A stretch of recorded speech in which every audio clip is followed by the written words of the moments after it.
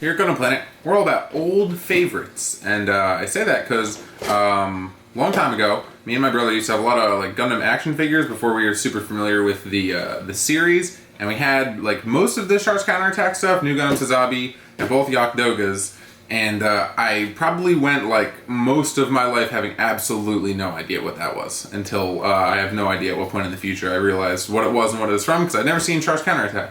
And that story is just so interesting. But anyway, here's the high-grade Jagd Doga, which comes from a time when they still very unfairly painted the models on the side of the box, which I guess they still do sometimes, but like, it's not gonna look like this.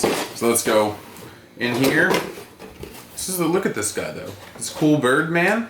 This guy is great. He's got good parts of Sazabi and I guess Jagd Doga and yeah, Jagd Doga. So.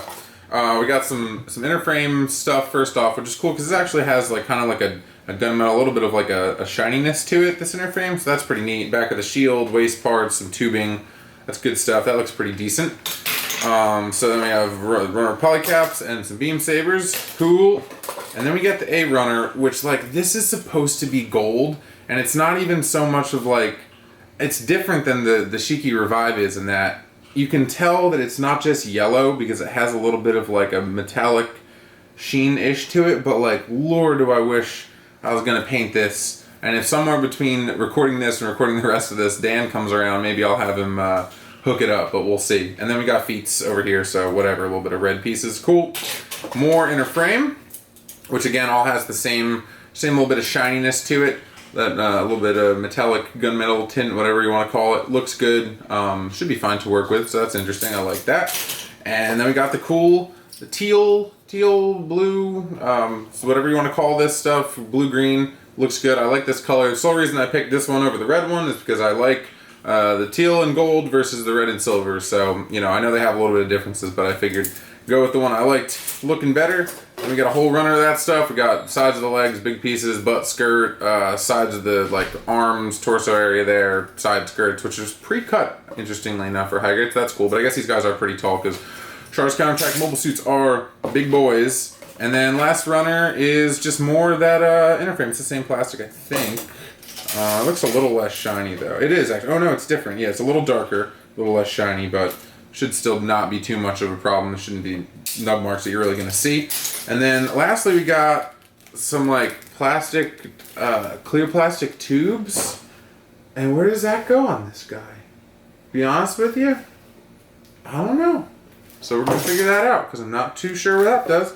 And then the only stickers you get, which is awesome, is just like eyes and oh no, they're not eyes because he has a mono eye. So what are, oh no, they're like the bird eyes and then the mono eye and then the little Neo-Zeon crest. So that's cool.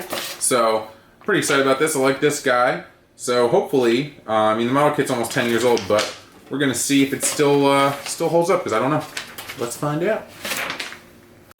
I'm back and I'm pleasantly surprised because this looks really good actually. Like, I know I said in the first part of this video that I would have Dan come and paint these because I was like saying that it doesn't look good, but actually once it's on the model, it looks completely fine and not weird at all. Like, none of the colors look weird and the whole thing, like, this is good. This is exactly what I wanted, I think, and I just, like, for whatever reason, am just, like, weirdly in love with this blue man, this blue bird boy man. I love him, and he's great. And I'm just like really, really surprised. I thought this was gonna be stupid. So to bring her in and I'll try and convince you that he's great. Alright, so here he is, and first I'll go over the articulation because that's one thing this definitely is lacking. I'm actually just like way more interested in just seeing him kind of stand there. Normally I'm like, you know, I want to do some kind of cool or crazy pose, but I just really like the way he just stands. Just stands, so whatever. But anyway, so get down to the feet. They actually articulate really well within their little housings down here, so no matter what, you can kind of just like smush it against the ground, get them standing there. One big thing is that the legs are just like, there's no polycap here, but these joints are so stiff. They, however, are not double jointed, so you just get this. This is all you get out of the leg. It's just gonna bend and stay, and what can you do? So they got the pre-cut side skirts, as I said earlier. The front skirts rather. The side skirts kind of move, but you know, whatever. They got little thrusters on them. Back skirt does nothing. You get absolutely no rock here. He just kind of swivels around because the connection is just a peg. That's it. Just right into a polycap. And there's really no other frills. Like the biceps do swivel. You do get just a single joint on each arm, so you can get them up like that. The hands are just polycap, or they're just a polycap with a peg, and they just kind of move around. No big deal there. And don't get a lot out of these shoulders, but they can go all the way around. You just can't move them too much. And these things articulate, which is kind of cool, so that you can kind of put the little, I don't know what to call these, I guess like funnel holsters. So that's pretty much it. His head moves around. So we'll get right into the accessories. So we got the shield, which is cool. It's just a peg on the back of this. There's a slot on either arm. You can just get it in there. That's it. No big deal. So easy. I mean, here's another thing too, is that all of the connections, and why I'm pulling it out, is that there's just these straight pegs, and it's just like a piece, sometimes with a polycap in it, sometimes not, that just pegs right into it. So that is gonna tend to happen when you're playing around with it, but no big deal.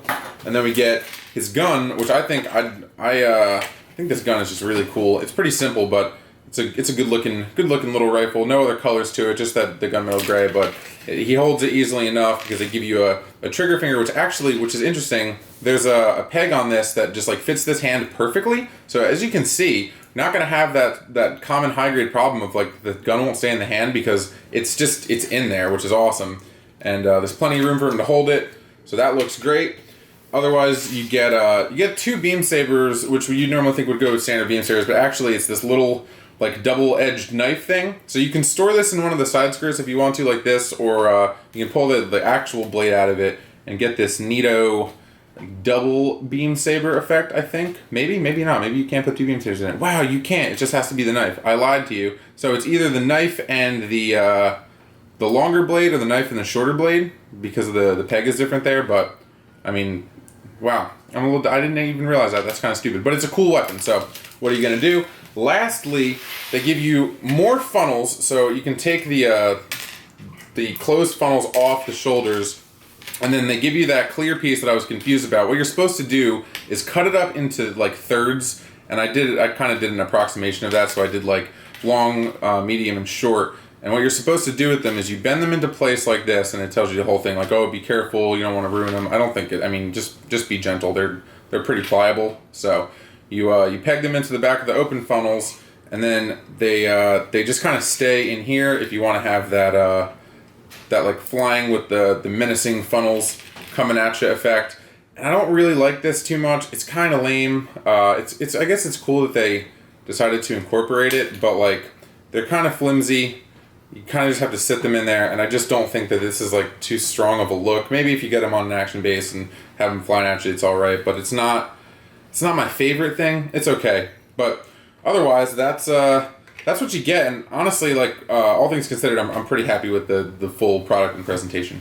Yeah, guys, so don't sleep on high grade Jagd Doga. I'm sure the red one is just as good. I'm probably actually gonna build it because I kind of just want to have them displayed together because they're so cool.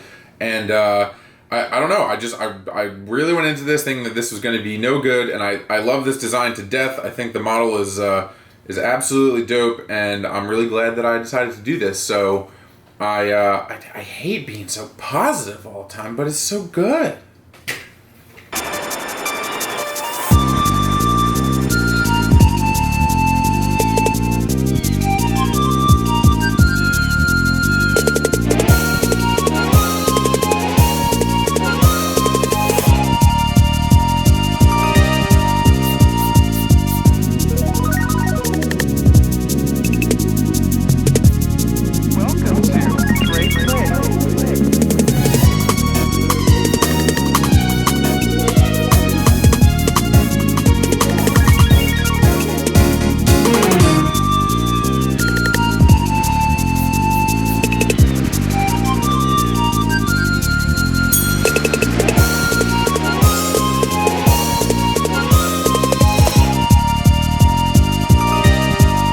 Guys, as usual, thank you for watching the video. You can definitely like, definitely comment and subscribe. Definitely check out our other videos, new Gundam review videos, Mondays, Wednesdays, and Fridays. We're gonna just keep on getting them out there.